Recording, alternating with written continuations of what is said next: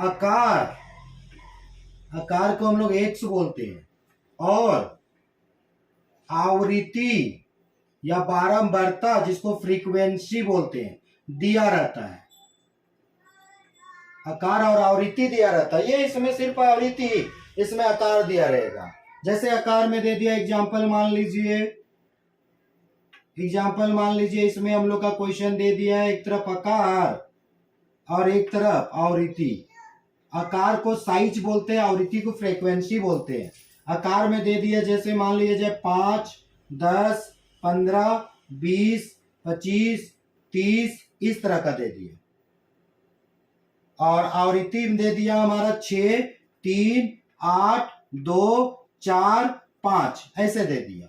आकार तो कल भी हम लोग इसका चर्चा किए थे कि अगर एक चाहे तो बढ़ते चाहे घटते रहेगा लगभग, और फ्रीक्वेंसी हम लोग का कभी घटेगा कभी बढ़ेगा। तो आपको अगर ऐसा क्वेश्चन दिखे तो आपको समझ जाना है कि ये डिस्क्रीट सीरीज है, खंडित श्रेणी है। ऐसा क्वेश्चन दिखे तो आपको समझ जाना व्यक्तिगत श्रेणी है। इसका बनाने का तरीका होगा, इसमें संचयी आवृत्ति निकालते हैं जिसको हम लोग सीएफ बोलते हैं, सीएफ। ये हम लोग का एक लाइन एक बार फिर शुरू से लिख देते हैं इसको। ये हम लोग का एक्स होता है, ये एफ होता है।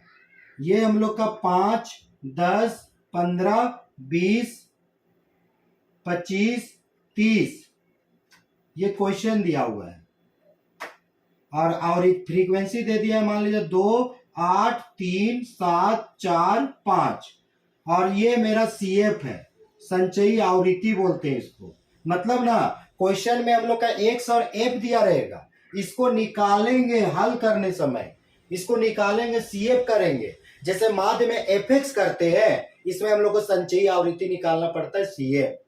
और संचयी आवृत्ति हम लोग ना आवृत्ति को जोड़ जोड़ के निकालते हैं। याद रखिएगा, माध्य निकालते समय हम लोग को एफएक्स निकालना है, और अगर आप माध्यिका निकाल रहे हैं तो आपको सीएफ निकालना है। बस आपको नंबर करने का मतलब याद करने का नंबर मिलेगा। अगर आप इसमें अगर सूत्र याद किए, बनाने का तरीका याद किए, तो आपका आराम से एक क्वेश्चन बनाएंगे 10 क्वेश्चन बनेगा। जैसे इसमें सीएफ निकालेंगे ना, ध्यान से देखिएगा, इसमें सीएफ निकालेंगे तो पहले 2, इस 2 में से 8 को फिर जोड़ देंगे, 2, 8, 10, 10 में से 3 को जोड़ देंगे 13, 13 में 7 को जोड़ देंगे 20, 20 में 4 को जोड़ देंगे 24, और 24 में 5 को जोड़ेंगे तो 29। कोई दिक्कत? 2, 8, 10, 10, 3, 13, 13, 7, 20, 20, 4, 24, 24, 5, 29 ये सीएफ निकालने का तरीका हुआ। और यहाँ जो हम लोग एन निकालेंगे ना, इसी के बराबर होगा 2, 8, 10, 3, 13, 7, 20, 4, 24, 5, 29। मतलब ये और ये दोनों एक दूसरे के बराबर होना चाहिए, क्योंकि इसको जोड़े हैं तो उतना ही नहीं ये भी जोड़ के आएगा। हम लोग का 2, 8, 10, 10, 3, 13, 7, 20, 4, 24, 5, 29, 29। अब इसका फॉर्मूला बैठाएंगे, माध्यिका बराबर, माध्यिका का हम लोग सूत्र लगाएंगे n+1/2 वह पद। क्या सूत्र लगाए बताइए तो? n+1/2। ये हम लोग का डिस्क्रीट में भी यही सूत्र होता है, जो इंडिविजुअल में होता है वही डिस्क्रीट में भी होता है। लेकिन हाँ, आपका कटे पूरा या नहीं कटे इसमें कोई लेना देना नहीं, अभी देखेंगे भी हम लोग। टोटल हम लोग का, इसको इंग्लिश में अगर बोले तो था आइटम भी बोलते हैं, हम लोग का हो जाएगा n बराबर हम लोग का टोटल 29 +1/2 वापस, तो 29 और 1 30, 30/2 वापस, और 30/2 को काटेंगे तो 15वां पद आएगा। कौन सा पद आया मेरा? 15वां पद। जैसे यहाँ पर एक्स और एफ था, उससे सीएफ निकाले, 2, 8, 10, 3, 13, 7, 20, 4, 24, 5, 29, टोटल 29 आया। हम लोग फॉर्मूला में डाले n बराबर 29 +1/2, तो 29 एक 30/2 को भाग दिए तो 15वां पद।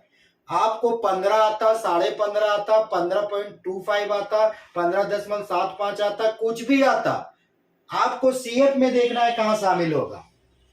आपको देखना है कि 15 किसके अंदर हो सकता है। तो क्या 15 2 में तो शामिल नहीं हो सकता है, क्योंकि 15 से 2 छोटा हो जाएगा। उसी तरह 10 में भी शामिल नहीं हो सकता है 15, 13 में भी शामिल नहीं हो सकता है, क्योंकि 13 तक में 15 नहीं आएगा। लेकिन 20 के अंदर 15 हो सकता है कि नहीं? तो ये चाहे तो अपने बराबर के अंकों में या अपने से बड़ा के अंकों में ये शामिल हो सकता है। अगर 15 है तो 15 में शामिल हो सकता है, लेकिन 14.5 में भी शामिल नहीं हो सकता है, 14.99 में भी शामिल नहीं हो सकता है।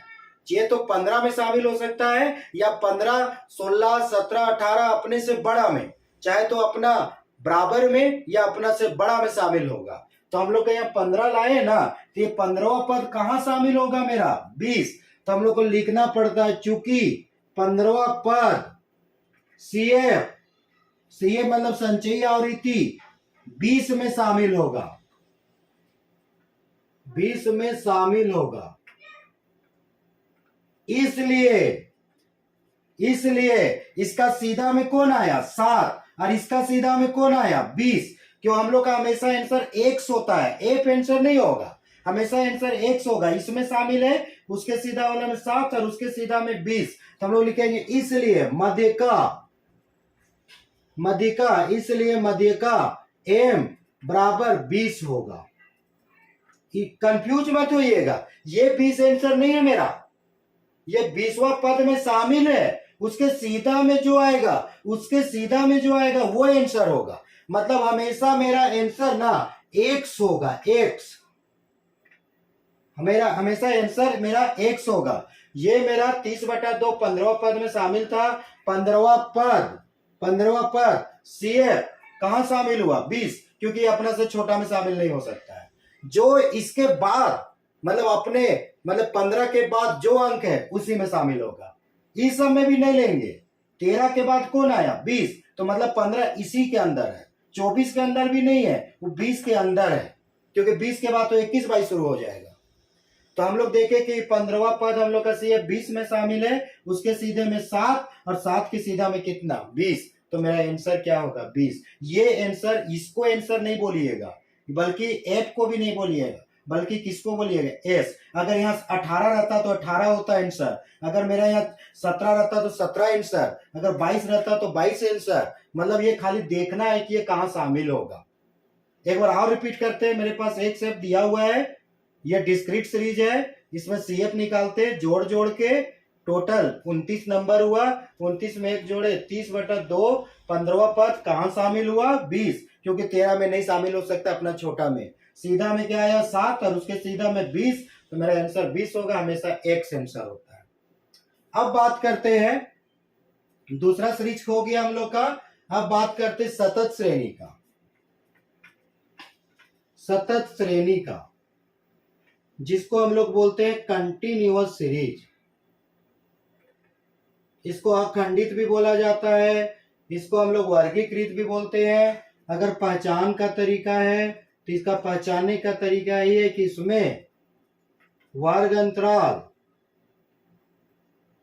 जिसको हम लोग क्लास इंटरवल, और आवृत्ति, जिसको बोलते हैं फ्रीक्वेंसी, दिया रहता है। हम लोग का वर्ग अंतराल और आवृत्ति दिया रहेगा। तो जैसे अगर हम लोग एग्जाम्पल का बात करें, तो एग्जाम्पल में मेरा जैसे दे दिया हुआ है वर्ग अंतराल, जिसको बोलते हैं क्लास इंटरवल, और दिया रहेगा आवृत्ति, जिसको बोलते हैं फ्रीक्वेंसी। ये क्वेश्चन में दिया रहेगा। हम लोग का 2 चीज दिया रहेगा, वर्ग अंतराल और आवृत्ति। वर्ग अंतराल, जिसको इंग्लिश में हम लोग क्लास इंटरवल, और आवृत्ति, जिसको फ्रीक्वेंसी बोलते हैं, ये दिया रहेगा। जैसे वर्ग अंतराल 0 से 10, 10 से 20, 20 से 30, 30 से 40, 40 से 50, 50 से 60, ऐसे दिया हुआ है।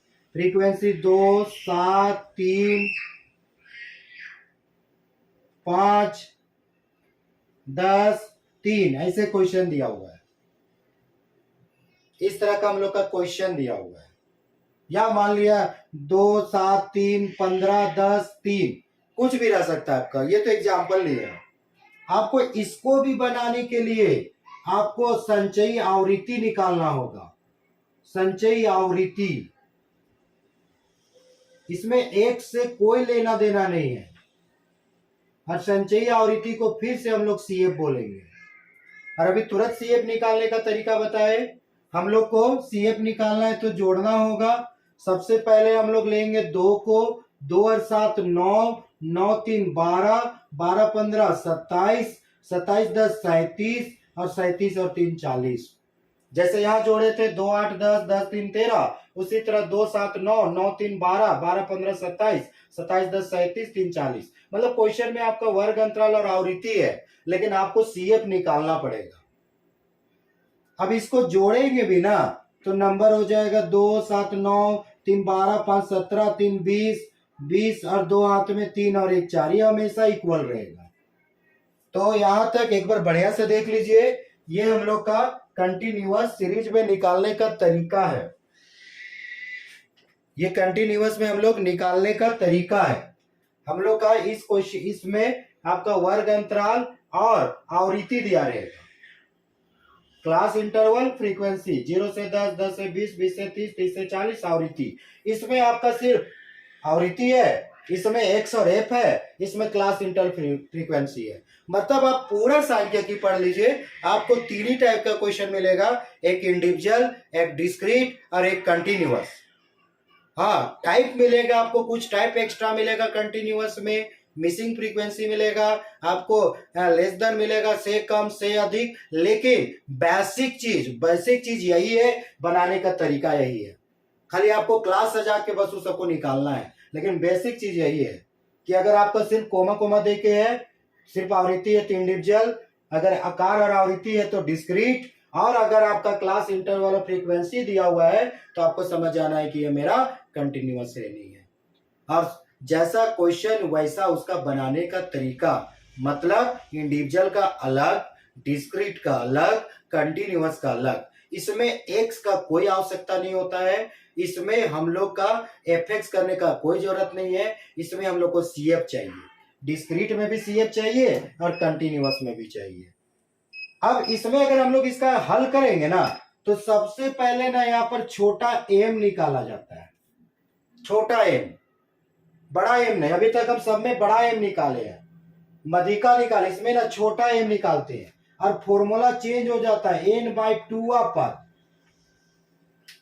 नहीं तो ऐसा लगेगा कि सर कहीं भूल तो नहीं गए, 1 तो भूले नहीं है। बल्कि इसमें हम लोग को 1 का आवश्यकता नहीं होता है, बल्कि इसमें सिर्फ हम लोग का ना n/2 लगता है सूत्र कंटिन्यूअस सीरीज में।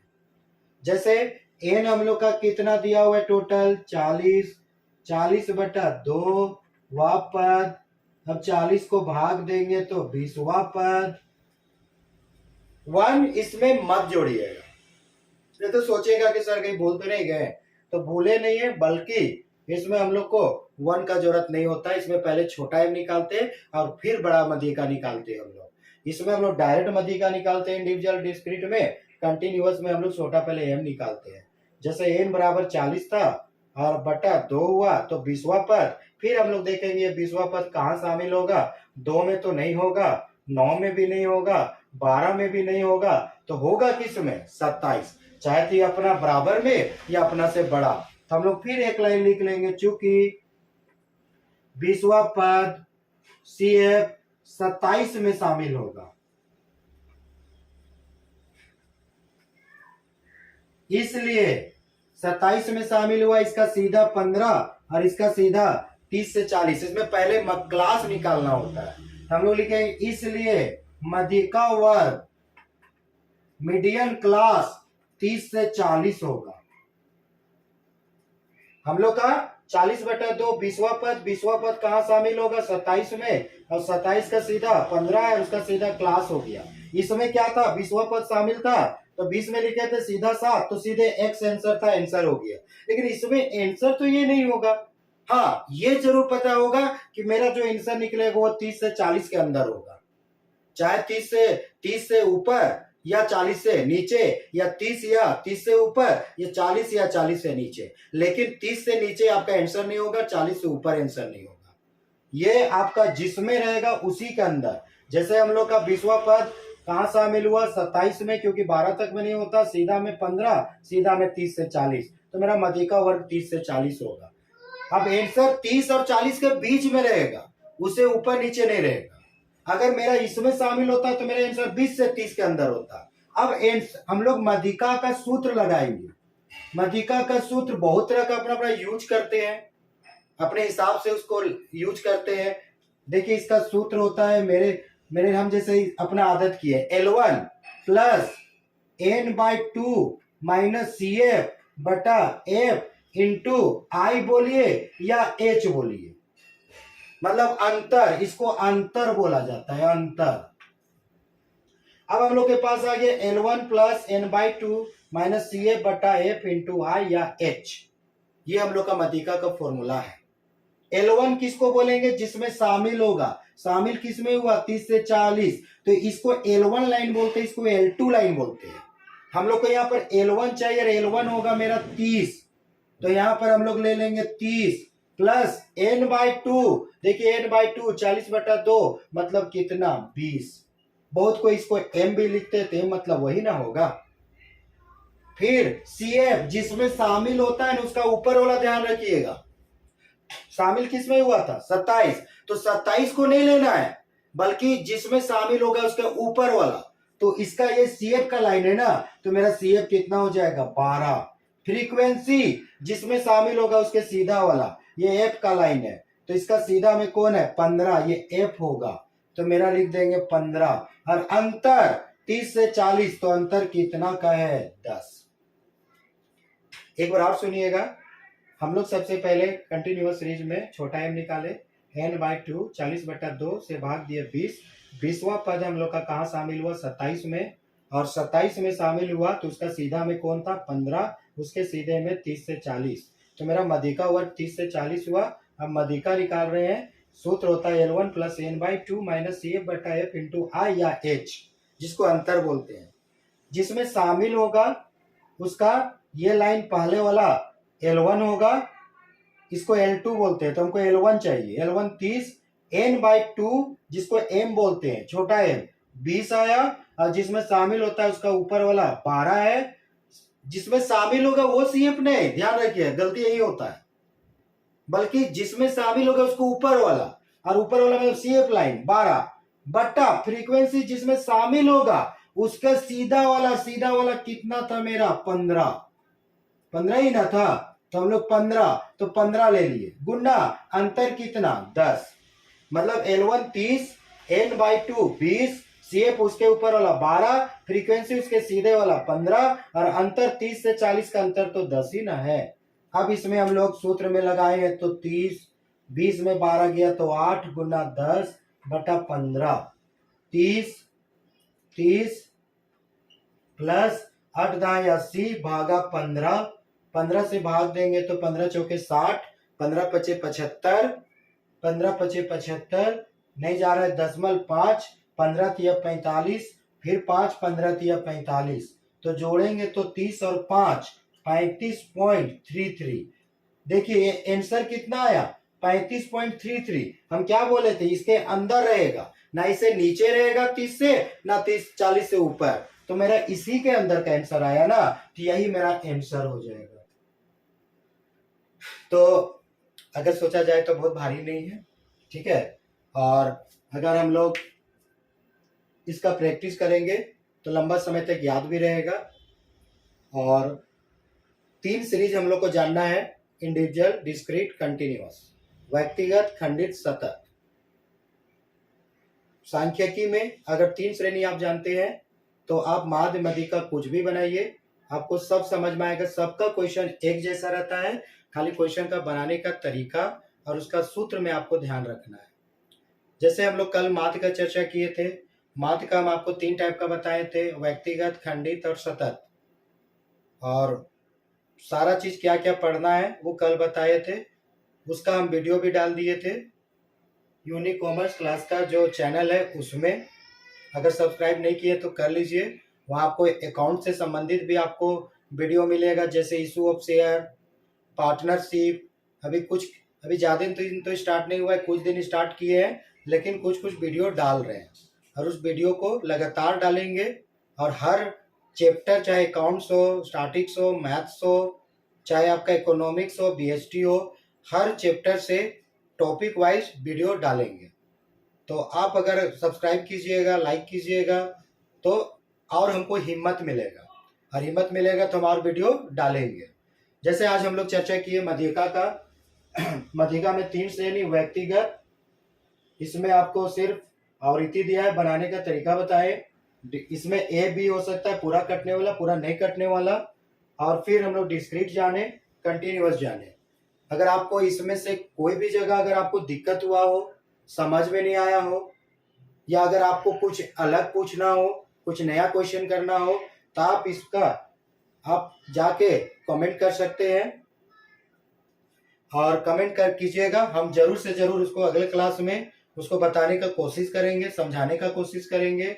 अगर कोई आपका अगर क्वेश्चन हो तो वो सभी क्वेश्चन डालिए, उसको भी बनाने का कोशिश करेंगे। अभी तो मध्यिका बनाए, नेक्स्ट क्लास में, नेक्स्ट वीडियो में बहुलक का बनाएंगे, उसी तरह और आगे जितना टॉपिक है उसका बनाएंगे।